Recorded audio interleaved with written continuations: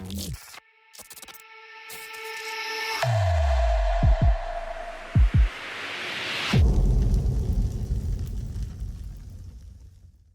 what it is, YouTube? It's your boy Nitsa coming back with another bullseye of a video here today on the channel. I wanted to talk about UAD Spark subscription and how I feel about it specifically for making hip hop music and recording vocals. So let's jump into it right away today. And the very first thing I wanted to talk about is how much value I feel like I'm still getting out of the UAD Spark plugins, even though I already have an interface.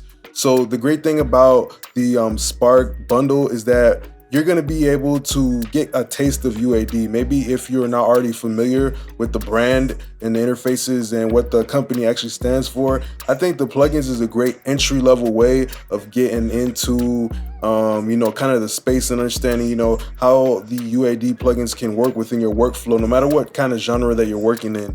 So the one thing I've been able to find a lot of value in is the 1176s, the UAD ones. So before this, I used to always use the Waves CLA 76, which I still kind of do use today, but I'm finding myself loving the 1176s from the Spark collection. We have a bunch of different types that also give us a bunch of different features that other 1176s don't. For example, like the AE, you also have the ability to get the 2-to-1 ratio, and you also have the some special additions from the anniversary, which is the slow attack, and also kind of like a sidechain filter. So these are a bunch of different ways that these kind of stand out to me in my personal opinion, especially with the way they distort and the way they break up. I just absolutely love using these all the time on different instruments, and I find that they are way more versatile than some of the other emulations. And we also have to understand too that Bill Putnam was the founder of UAD, right? So he's literally the person who made these pieces of analog gear, and his company are emulating it. So you know that they're going to do a very good job because they have access to the real blueprint and all the parts and stuff like that. So that's why it's so great here, because we have kind of like a piece of history. You have the LA2, which is another one I have never even seen been emulated. You have the LA2, which is another one I've never seen been emulated. This is the very first type of LA2, right? The optical compressor. This is the very first type of optical compressor, and you get some different characteristics tonally and compression wise, because this one has a different attack and a smoothing characteristics from all the other 1176s.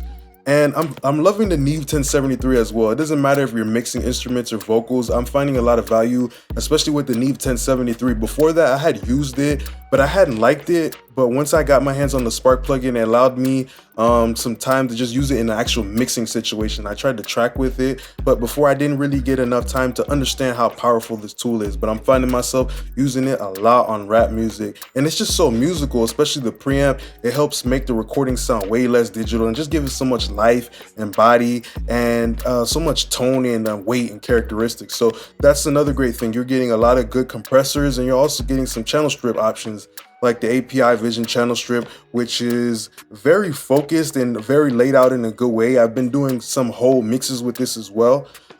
Before, I used to also use the Waves as well, but this one is kind of a little bit better because everything is already there in front of me, and I get to pick the two different types of EQs. You also get the preamp, the 2520 op amp, which is very famous. You get filters, you get everything here, and you even get the API 2500 bus compressor. It kind of sounds a little bit more punchier than the other emulations that I've heard. I'm not necessarily sure why, but I love to use this on the drums to make them hit very hard, and even vocals sometimes, or even the mix bus to help my whole mix stand up. And another thing right here is the pull text.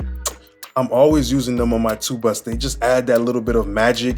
And even when you're pushing it up in the high band, like the 16K, it never sounds harsh or any digital graininess or something that would be unattractive to the listener. And that's how I know these plugins are very good with the UAD, because they allow you to push it really hard. That's one of the different kind of things between hardware and plugins, is that with the hardware, it's way more forgiving, and I'm seeing that especially here with the UAD plugins. They're very forgiving. Then we have the filters. I mean, before the UAD Spark or the UAD emulation, I had never really seen the filters before, but I love them a lot, and I usually always see the EQP 1A, but never the filters specifically. Then we have another piece of history with the Hitsville EQ, which is modeling the Motown EQ. You know, a lot of hits and a lot of timeless classic works of music have been made using this Hitsville EQ. You know, they used to use it a lot in Motown for bass and tubas, and you can even use it in a mastering situation, which is amazing. I love to use the UAD plugins together with Studio Rap because I get to do crazy things, especially like multi-banding and parallel splits and linking controls and all that stuff. So for example, right here, an example of something I like to do is I like to pull out a multi-band 1176.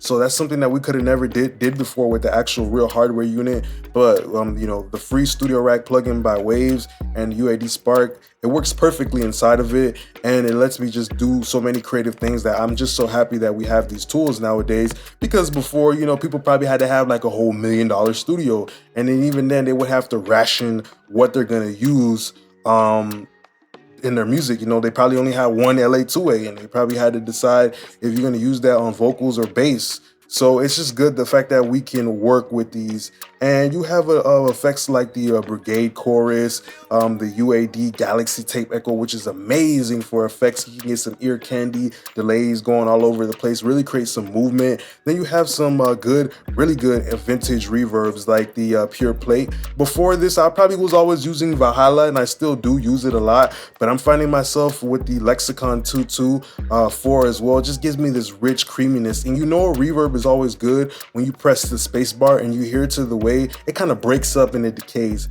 And the Lexicon 224 is just so amazing because it was one of the first digital reverbs, and now we have the ability to get that timeless sound inside of our DAW using these UAD Spark plugins. And lastly, the only thing I want to talk about is the UAD Studer Tape. I'm finding myself many times, you know, busting out my tracks onto stem tracks, you know, so I can control the overall levels. And I love to just slap a Studer tape emulation on all of them because it just kind of gives like a summing type of collective distortion, but in a very pleasant way. It kind of rounds off the transients. It just helps bring so much life to my mixes. And I like to bring them in very early, the Studer tape, because it kind of does all of that stuff, compression, EQ, but it's already built in. And you have the choice between 4 different types of tape formulas. You have these options right here that let you do things that you couldn't do with an actual Studer tape machine, you know? The actual person who made Studer tape machines worked in Abbey Roads, I believe, at one point in time. So you get some of the classic rock, hip hop, or metal, pop, every type of sound that you want, you have it right here. And you get these controls like the tape speed and everything like that, and you can put it on different tracks.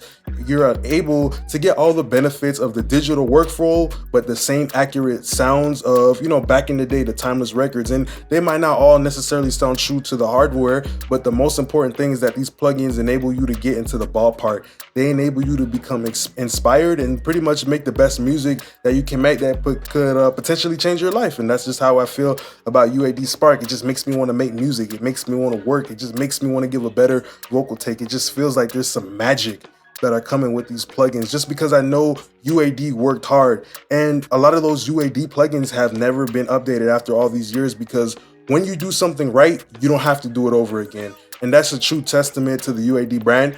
And that's just what I wanted to give today. I wanted to give my overview about the plugins and how I felt. I have a whole series dedicated to each plugin and how to use them on vocals. But I just want to say thanks a lot for being a great part of my YouTube family. I would recommend this 5 stars. And you guys can also do a trial, I believe, for like, 14 days on Windows or Mac. So go ahead and give it a shot and tell me how you feel down below. Just want to say thanks a lot for watching my video. Don't forget to like, comment, and subscribe. Peace.